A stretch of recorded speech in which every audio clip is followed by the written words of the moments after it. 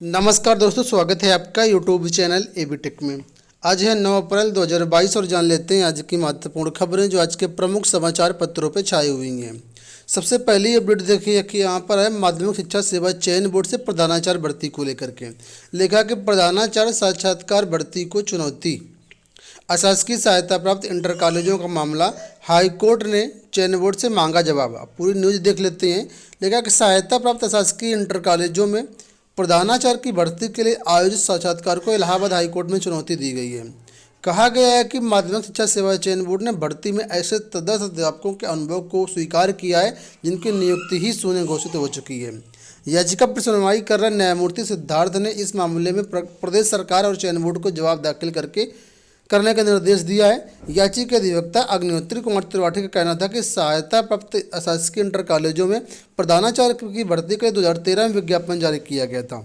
इसके पूर्व हाईकोर्ट ने अभिषेक त्रिपाठी बनाम उत्तर प्रदेश राज्य के केस में 2001 के बाद तदर्थ रूप से नियुक्त शिक्षकों की नियुक्ति को शून्य घोषित कर दिया था। इसके खिलाफ सुप्रीम कोर्ट में विशेष अनुमति याचिका दाखिल की गई।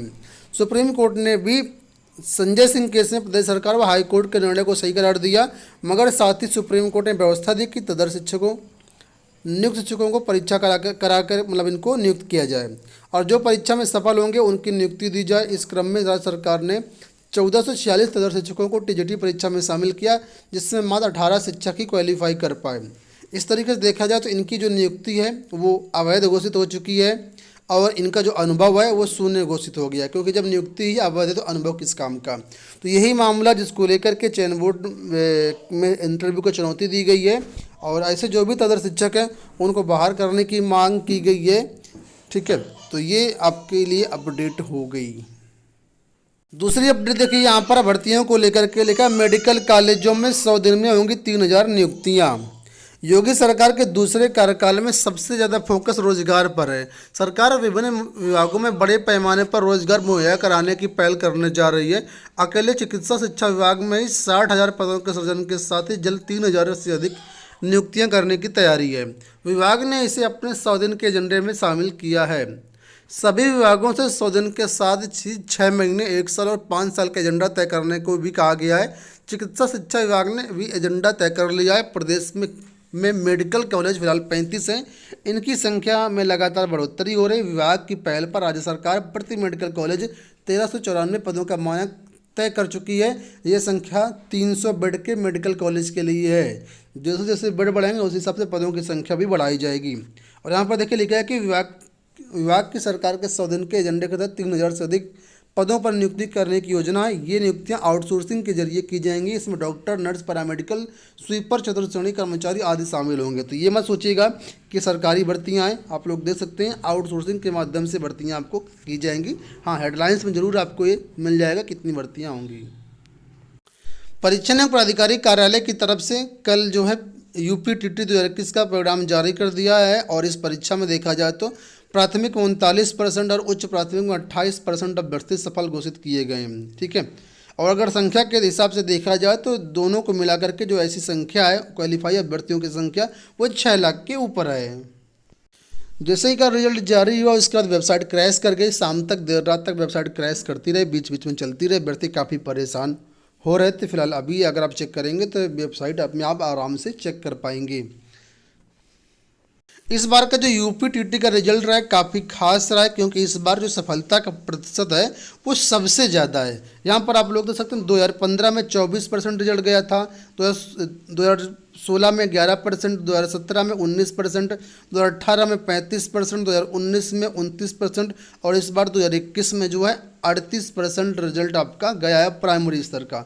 जूनियर की बात कर लेते हैं। देखिए 2015 में 14%, 2016 में 11%, 2017 में 7%, 2018 में 33%, 2019 में 11% और 2021 में 28% रिजल्ट ये रहा है। ठीक है, तो कुल मिलाकर के एक अच्छी सफलता मिली है और इसका एक बड़ा फ़ायदा इसलिए भी मिला है क्योंकि आप लोग जानते हैं इस परीक्षा में 2017 का पेपर रिपीट हुआ था। जिसने प्रीवियस ईयर प्रैक्टिस के माध्यम से तैयारी की थी उनका पेपर सबका बहुत अच्छा गया है। इसी वजह से मुझे लगता है सफलता का ग्राफ यहाँ पर बढ़ा है। आपको क्या लगता है कमेंट बॉक्स में ज़रूर अपने विचार बताइएगा। और आपको दोस्तों बताना चाहूँगा कि आप सभी की डिमांड पर जो भी न्यूज़पेपर की कटिंग होती है ये हमारे टेलीग्राम चैनल पर अवेलेबल करवा दी जाती है डेली का डेली। ठीक है, यूट्यूब पर वीडियो आने से पहले ही वहाँ पर आपको ये सारी न्यूज़पेपर कटिंग्स मिल जाएंगी। अगर आप इनमें से कोई भी कटिंग प्राप्त करना चाहते हैं तो हमारे टेलीग्राम पर अवेलेबल है, जिसका लिंक वीडियो के डिस्क्रिप्शन में दिया गया है। आप ज्वाइन करके वहाँ से कोई भी न्यूज़पेपर की कटिंग प्राप्त कर सकते हैं। उत्तर प्रदेश पुलिस विभाग की तरफ से एक बार फिर से नोटिस जारी की गई है। हालांकि नोटिस देखा जाए तो ये 31 मार्च की ही डेट पड़ी, लेकिन आज के समाचार पत्रों में नोटिस आई हुई है। अब देखिए यहाँ पर लिखा हुआ है कि उत्तर प्रदेश पुलिस में उप निरीक्षक गोपनीय के 64 पदों पर, पुलिस सहायक उप निरीक्षक लिपिक के 143 पदों पर एवं पुलिस सहायक उप निरीक्षक लेखा के 34 पदों को सीधी भर्ती के माध्यम से भरे जाने के लिए ओपन टेंडर के माध्यम से निविदाएं आमंत्रित किए जाने के संबंध में तो 2021-22 में जो है आपका ये नई भर्ती आनी है। बहुत जल्द इसका विज्ञापन भी जारी होना है। तो इसके लिए यहाँ पर देखिए जो वो टेंडर है वो आमंत्रित किए गए।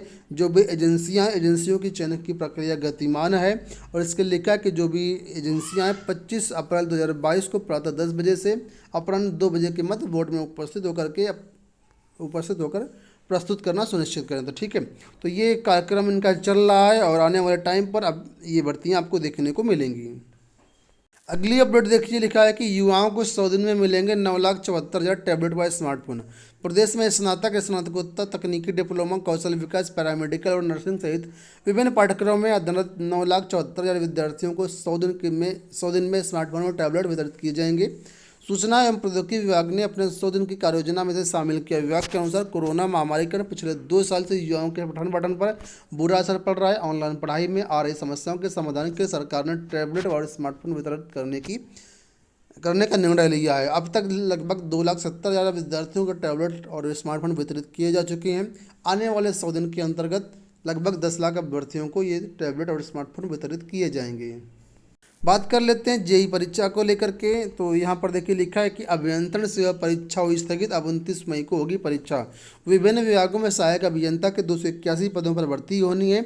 2021 में इसका विज्ञापन जारी किया गया था और ये जो परीक्षा 17 अप्रैल को प्रस्तावित थी, लेकिन अपरिहार्य कारणों से इस परीक्षा को स्थगित कर दिया गया और नई परीक्षा डेट 29 मई लगा दी गई। तो जो भी अभ्यर्थी इस परीक्षा से संबंधित आप देख लें कि ये परीक्षा अब 29 मई को करवाई जाएगी।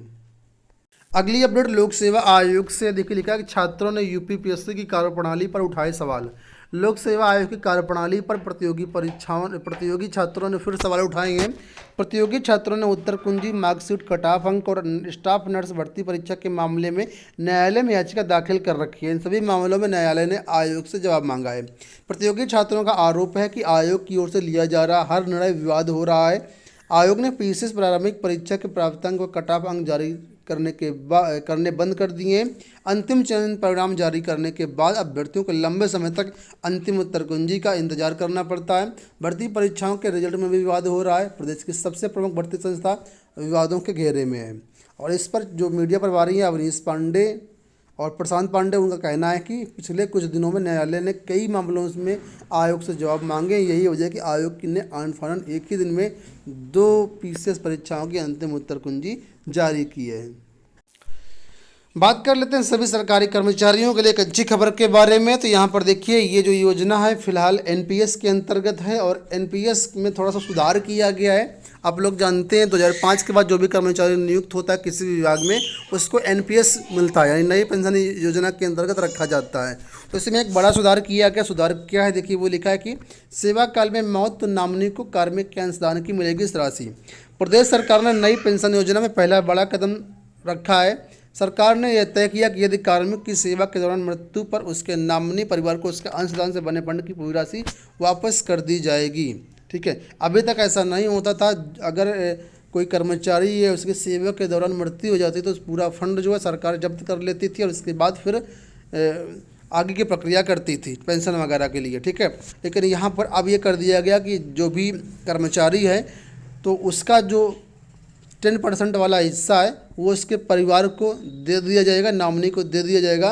लेकिन जो सरकार का 14% वाला हिस्सा होता है वो सरकार जब्त कर लेगी और आगे की प्रक्रिया है जैसे पेंशन वगैरह में परिवार को देने के लिए वो फिर यूज करेगी। ठीक है, तो एक थोड़ा सा सुधार जरूर हुआ है इसमें, लेकिन अभी बहुत से सुधार और भी होने बाकी है। तो दोस्तों ये हो गई आज की सारी अपडेट। आशा करते वीडियो पसंद आया होगा। इस वीडियो में इतना ही, धन्यवाद।